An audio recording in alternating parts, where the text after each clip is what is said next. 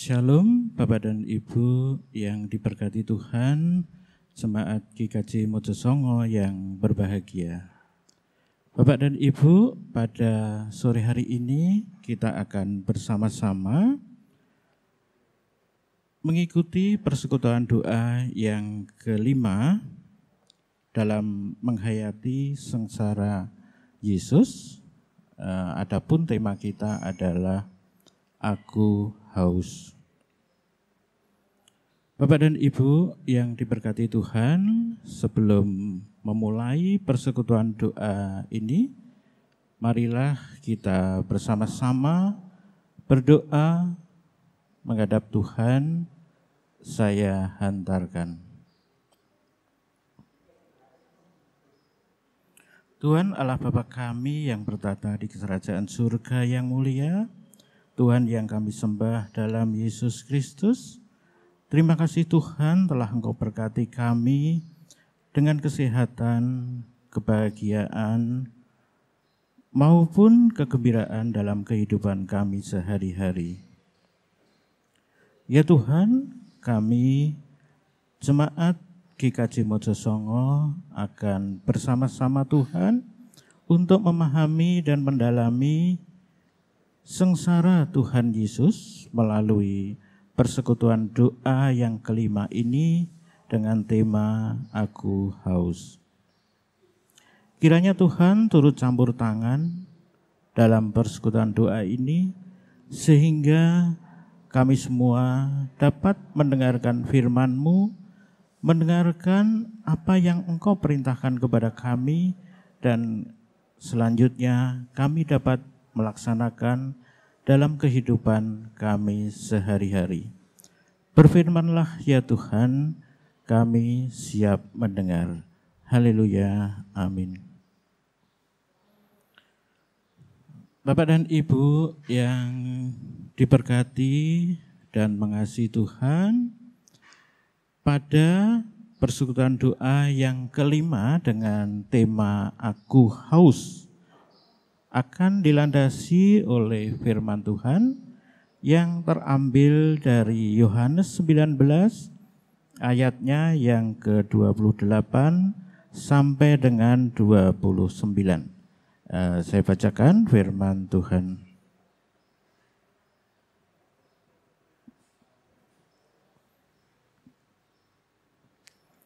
Demikian firman Tuhan.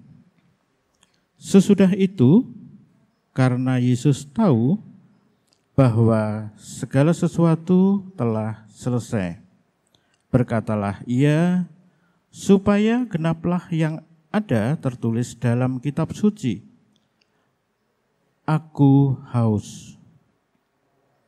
Di situ ada suatu bekas penuh anggur asam, maka mereka mencucukkan bunga karang yang telah dicelupkan dalam anggur asam pada sebatang hisop, lalu mengunjukkannya ke mulut Yesus.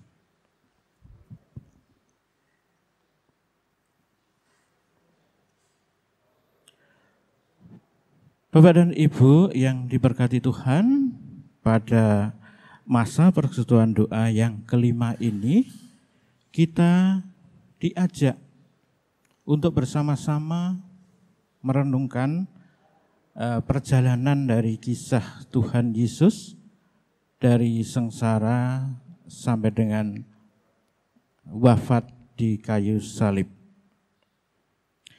Kalau kita mendengar tema kita Aku haus, barangkali ini sesuatu yang kita rasakan, suatu penderitaan. Bapak dan Ibu, kalau merasa haus, pastilah secepatnya akan mencari minuman. Kenapa begitu? Karena secara fisik bahwa tubuh kita memang banyak terdiri dari air. Waktu kecil atau waktu bayi, kira-kira 70 sampai 80% tubuh kita adalah air. Begitu beranjak dewasa, maka persentase air ini akan berkurang hingga sampai kita tua nanti, maka jumlah air dalam tubuh kita akan semakin berkurang. Kira-kira 50-60% nantinya. Kalau melihat ini, maka air itu merupakan sesuatu yang vital dalam kehidupan kita. Orang boleh saja tidak makan, tetapi tetap minum, bisa bertahan sampai 3 minggu. Bahkan penelitian lebih lanjut di Inggris mengatakan orang bisa saja tanpa makan tetapi minum itu bisa bertahan 30-40 hari. Tetapi kita walaupun makan yang tidak mengandung air dan kita tidak minum itu hanya bertahan 4-7 hari. Tergantung kondisi fisik orang tersebut. Bapak dan Ibu melihat kondisi ini mengingatkan pada kita bahwa air adalah sumber kehidupan kita. Marilah kita pelajari bersama perjalanan Tuhan Yesus ketika akan disalib. Tuhan Yesus memikul kayu salib yang begitu berat, sekian jam kepanasan, kemudian dicambuk, mengeluarkan darah, dihina, jatuh beberapa kali, dan akhirnya Tuhan Yesus disalib. Kita tahu kaitannya dengan air tadi, Tuhan Yesus pastilah banyak kehilangan darah di jalan, banyak kehilangan keringat. Itu yang menyebabkan Tuhan Yesus kekurangan cairan dalam tubuhnya. Dan pada akhirnya tadi di Injil Yohanes dikatakan bahwa ketika mau meninggal, mau wafat, Tuhan Yesus berkata, "Aku haus." Bapak dan Ibu yang diberkati Tuhan, ketika Tuhan Yesus mengatakan bahwa "Aku haus", maka di situ ada tentara atau prajurit yang mencucukkan hisop atau tumbuhan rambat kalau di tempat kita ke dalam anggur asam, kemudian diunjukkannya ke mulut Tuhan Yesus. Dan setelah itu Tuhan Yesus bilang, "Sudah selesai." Anggur asam ini pada zaman dulu merupakan satu minuman yang sering dibawa oleh tentara ketika mereka berperang. Harganya murah, tetapi anggur asam adalah minuman yang paling cepat menyembuhkan dahaga. Walaupun rasanya juga tidak seenak anggur yang lain, tetapi dahaga akan hilang. Bapak dan Ibu yang dikasihi Tuhan Yesus dan mengasihi Tuhan Yesus, apa yang dikatakan oleh Tuhan Yesus ini sebenarnya juga pernah dikatakan oleh Nabi Daud yang dikatakan dalam Mazmur 69 ayat 22b yang mengatakan demikian. Dan pada waktu aku haus, mereka memberi aku minum anggur asam. Ketika kita mempelajari atau menghayati perjalanan Tuhan Yesus ini, ketika sudah terpenuhi dahaganya, namun perjalanan hidupnya luar biasa sengsara, penuh perjuangan. Oleh karena itu, Bapak dan Ibu yang dikasihi Tuhan, melalui firman Tuhan pada hari ini kita telah diberikan suatu pembelajaran dalam kehidupan kita, bahwa untuk mengobati kehausan kita, dalam arti adalah permasalahan hidup kita, maka Tuhan telah memberikan minuman kepada kita. Namun kita tahu ketika Tuhan memberikan minuman kepada kita, tetapi perjalanan hidup kita belum selesai. Perjuangan dalam kehidupan kita menghadapi permasalahan, menghadapi semua persoalan dalam kehidupan kita tetap berlangsung. Pada sore hari ini kita diberikan dua aspek dari kehidupan kita yang perlu kita cermati, perlu kita pelajari, perlu kita hayati, dan perlu kita laksanakan. Yang pertama adalah berteriak dalam kesesakan. Ketika Tuhan Yesus berkata, "Aku haus," itu adalah puncak dari permasalahan kehidupannya. Sebagai manusia, Tuhan Yesus juga merasa bahwa siksaan yang dihadapinya adalah siksaan yang sangat luar biasa menyakitkan. Dan pada akhirnya Tuhan Yesus bilang, "Aku haus." Apa makna yang kita pelajari dari pembelajaran yang pertama ini, Bapak dan Ibu? Kita pun ketika berada dalam kesesakan, berada dalam kesempitan waktu untuk mengerjakan pekerjaan kita, dikejar-kejar target, permasalahan di rumah, dan lain-lain, semakin menumpuk, maka pastilah kita akan punya keinginan untuk meneriakkan apa yang menjadi permasalahan hidup kita. Kalau dalam konteks tadi, karena permasalahannya haus, maka Tuhan Yesus mengatakan, "Aku haus." Bapak dan Ibu, ketika panjenengan memiliki masalah, pasti juga akan berteriak minta tolong kepada Tuhan Yesus.